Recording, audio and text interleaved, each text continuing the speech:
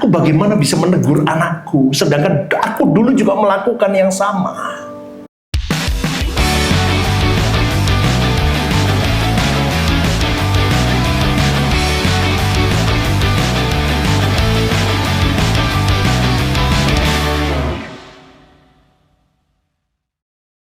Saudaraku, Raja Daud mendengar peristiwa Tamar diperkosa oleh kakaknya Amnon.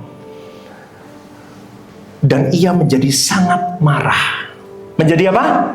Sangat marah. Dan tidak ada kelanjutannya. Daud cuman berhenti di kalimat apa? Ia menjadi sangat titik. Tidak ada kelanjutannya. Cuman marah.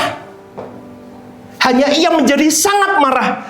Ternyata Daud hanya sampai di level sangat marah dan titik. Tidak ada kelanjutannya. Kenapa? Meskipun Daud sangat marah ketika mendengar hal itu, ia tidak mampu melakukan apapun untuk menghukum Amnon. Tahu saudaraku kenapa? Coba ya. Ini saya mencoba tadi menemukan sisi teologisnya. Sisi psikologis dulu. Kenapa Daud tidak bisa melakukan apapun lagi?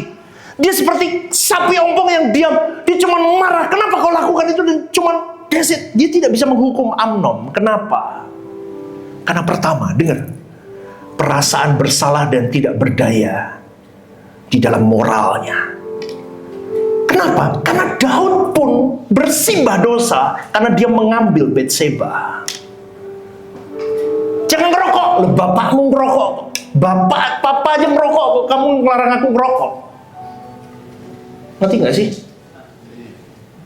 Dia gak bisa. Dia tahu dia pun juga di titik itu, saudaraku. Konflik batin dia. Dia pun jahat. Dia membunuh Uria demi mendapatkan Batseba.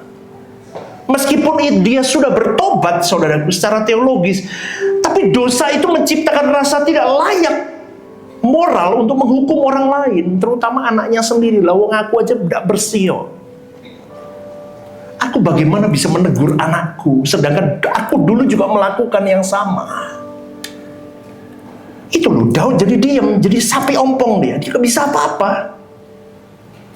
Maka nubuatan Tuhan yang disampaikan di dalam 2 Samuel oleh Nabi Nathan, dikatakan begini, bahwa pedang tidak akan menyingkir dari keluarga Daud.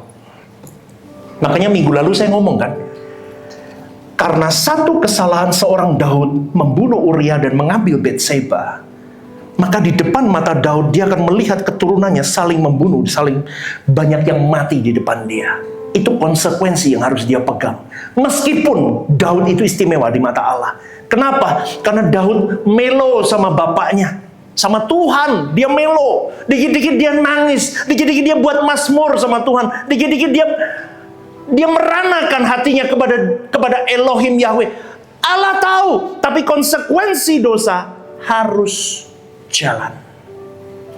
Dan dia harus melihat keluarganya satu persatu mati di depan dia, anak-anaknya. Saudaraku, itu secara psikologis dia tidak berdaya secara moral. Kenapa? Karena dia punya rasa yang salah yang mendalam, sehingga dia menjadi lemah dalam mengasuh, menegakkan disiplin. Dia lemah sama anak-anaknya. Konflik batin. Jadi papa ya jadi raja. Sebagai raja aku harus menghukum Amnon, betul. Tapi sebagai ayah aku mencintai Amnon. Akibatnya ia memilih untuk diam dan pasif.